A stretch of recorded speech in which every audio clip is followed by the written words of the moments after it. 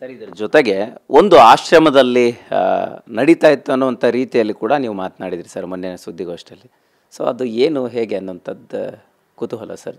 ನಾನು ಆಶ್ರಮದಲ್ಲಿ ನಡೀತಿತ್ತು ಅಂತ ಹೇಳಲಿಲ್ಲ, ನೇರವಾಗಿ ಹೇಳಿದ್ದೀನಿ. ನಾನು ಶ್ರೀ ಶ್ರೀ ರವಿಶಂಕರ್, ನಾನು ಬೇರೆ ಯಾವತ್ತು ತಕರಾರು ತೆಗಿಯೋಕ್ಕೆ ಹೋಗಲ್ಲ.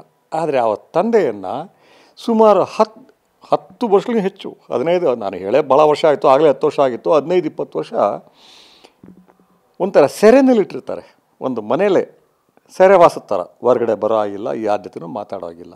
ಯಾಕೆ ಕೇಳಿ, ಯಾಕೆಂದರೆ ಅಲ್ಲಿ ಬಹಳಷ್ಟು ಜನ ಮಕ್ಕಳುಗಳಿರ್ತಿದ್ರು. ರವಿಶಂಕರ್ ತೊಗೊಳೋದಕ್ಕೆ ಮುಂಚೆನೇ ಆ ತಂದೆ ಹೆಸರು ಮಾಡಿದರು. ಮಕ್ಕಳುಗಳಿರ್ತಿದ್ರು ಮತ್ತು ಅನೇಕ ಮಹಿಳೆಯರ ಶವಗಳು ಅಕ್ಕಪಕ್ಕ ಸಿಕ್ಕಿದ್ದಾವೆ. ಆ ತಂದೆಯನ್ನು ಯಾಕೆ ಇಡ್ತಿದ್ರು? ಇದ್ರ ಬಗ್ಗೆ ಯಾರು ಇಡ್ತಾರ? ತಾಯಿ ಸತ್ತೋಗಿದ್ದಾರೆ, ತಂದೆನ ಯಾಕೆ ಅವರು ಗೃಹ ಬಂಧನದಲ್ಲಿ ಇಟ್ಟಿದ್ರು? ಯಾರ ಜೊತೆ ಮಾತಾಡೋಕ್ಕೆ ಬಿಡ್ತಿರ್ಲಿಲ್ಲ. ಮತ್ತು ಅವರು ದೊಡ್ಡ ದೊಡ್ಡವ್ರ ಪರಿಚಯ ಇದ್ದವರು ತಂದೆ. ಈ ಕೋಡೆ ಇವರು ದೊಡ್ಡ ದೊಡ್ಡ ದಣಿಗಳಿಗೆ ಸಂಪರ್ಕ ಇದ್ದವರು, ಅವರೇ ಮಾಡಿಕೊಟ್ಟಿದ್ದು ಇದನ್ನೆಲ್ಲ. ಯಾಕೆ ಅನ್ನೋ ಕುತೂಹಲ ಇರುತ್ತಲ್ವ, ಅದು ನೀವು ಪತ್ರಕರ್ತರು ನೋಡಿ ಸ್ವಲ್ಪ ಆಳಕ್ಕೆ ಹೋಗಿ ಗೊತ್ತಾಗುತ್ತೆ. ಸರ್, ಈಗ ನೀವು ಹೇಳಿರೋಂಥ ವಿಚಾರ ಯಾಕೆ ಅನ್ನೋ ಕುತೂಹಲಕ್ಕೆ ಸಿನಿಮಾದಲ್ಲಿ ಉತ್ತರ ಸಿಗ್ಬೋದು ಸರ್. ನೀವು ಅದನ್ನೇ ಅಂದರೆ ಮನವರಿಕೆ ಮಾಡುವಂಥ ಪ್ರಯತ್ನ ಆಗುತ್ತೆ ಸಿನಿಮಾದ ಮುಖಾಂತರ ಅನ್ನುವಂಥ ಸರ್. ಖಂಡಿತವಾಗಲೂ ಸಿಗುತ್ತೆ. ನರಬಲಿಗಳು ಹೇಗೆ ನಡೀತವೆ, ಅದು ನೈವೇದ್ಯ, ಬಲಿ ಅನ್ನೋ ಪದ ಕೂಡ ಯೋಚನೆ ಮಾಡಲ್ಲ. ಅರ್ಪಣೆ, ದೇವರಿಗೆ ಅರ್ಪಣೆ, ದೇವರಿಗೆ ನೈವೇದ್ಯ, ಒಳ್ಳೇದು ಮಾಡು. ಕಾರಣ ಏನು? Wealth and power. Wealth and power ಹೇಳ್ದಲ್ಲ, ಕರ್ನಾಟಕದಲ್ಲೂ 1-2-3 ರಾಜಕಾರಣಿಗಳು ಕೊಡಿಸ್ತಾರೆ. ಎಲ್ಲಿ? ಕೇರಳದಲ್ಲಿ. ಅವ್ರು ಭಾಗವಹಿಸಲ್ಲ. ಅವರು ಈಗ ಪ್ರಾಣಿ ಬಲಿ ಕೊಡುವಾಗಲೂ ಅವ್ರು ಭಾಗವಹಿಸಲ್ಲ. ಏನು ಎಲ್ಲ ಥರ ಹಾಡಿರಬಹುದು, ಇದಿರಬಹುದು, ಹಾಡಲ್ಲಿ ಅದರಲ್ಲೂ ಗರ್ಭ ಧರಿಸಿರೋ ಹಾಡುಗಳು ಇವೆಲ್ಲ ಕೊಡೋದು ಸಾಮಾನ್ಯ. ಆಮೇಲೆ ಅಲ್ಲಿಂದ ಕರ್ಕೊಂಬರ್ತಾರೆ, ಕಾಮಾಕ್ಯದಿಂದ. ಅಲ್ಲೂ ಕೋಣಗಳನ್ನ ಕೊಡಿಸಿ ಇಲ್ಲೂ ಕೊಡ್ತಾರೆ.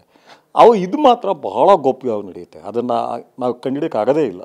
ಸರ್, ಈಗ ಕಾಮಾಕ್ಯದಿಂದ ಹಿಡಿದು ಕೇರಳದವರೆಗೂ ಕೂಡ ಈ ರೀತಿಯ ಘಟನೆಗಳು ನಡೀತವೆ ಅನ್ನೋಂಥದ್ದು ಉಲ್ಲೇಖ ಮಾಡೋದ್ರ ಜೊತೆಗೆ ನೀವು ಕರ್ನಾಟಕದ ರಾಜಕಾರಣಿಗಳು ಕೂಡ ಇದನ್ನು ಮಾಡ್ತಾರೆ ಅಂತೀರಿ.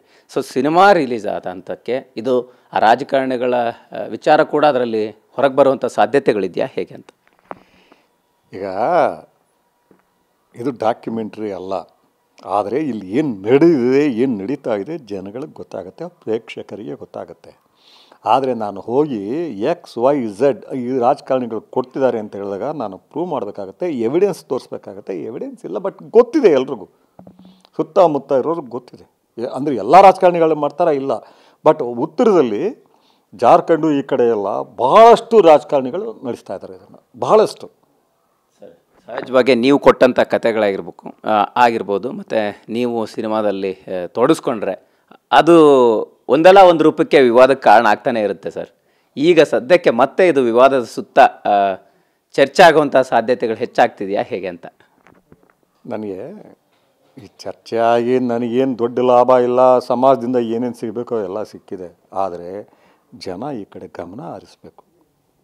ಒಂದು ಅಶಕ್ತರು, ದುರ್ಬಲರು, ಯಾವುದೇ ರೀತಿ ಅಡ್ರೆಸ್ ಇಲ್ಲಿರೋ ಜನಗಳು ಹೇಗೆ ದೇವರ ಹೆಸರಿನಲ್ಲಿ ಜೀವ ಕಳ್ಕೋತಾರೆ ಅನ್ನೋದು ಗೊತ್ತಾಗಬೇಕು ಜನಗಳಿಗೆ.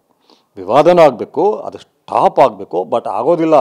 ಯಾಕೆಂದರೆ ಇದು ನಾನು ಹೇಳಿದ್ನಲ್ಲ, ಮಹಾಭಾರತ ಕಾಲದಿಂದಲೂ ನಡೀತಾ ಇದೆ ಇದು. ಈ ಬಲಿ ಕೊಡೋದು ಈಗಲೂ ನಡೀತಿದೆ, ಎಲ್ಲ ಕಡೆ ಇದೆ ವಿಶ್ವದಲ್ಲಿ. ಸೊ ಇದು ಸ್ಟಾಪ್ ಆಗಬೇಕು.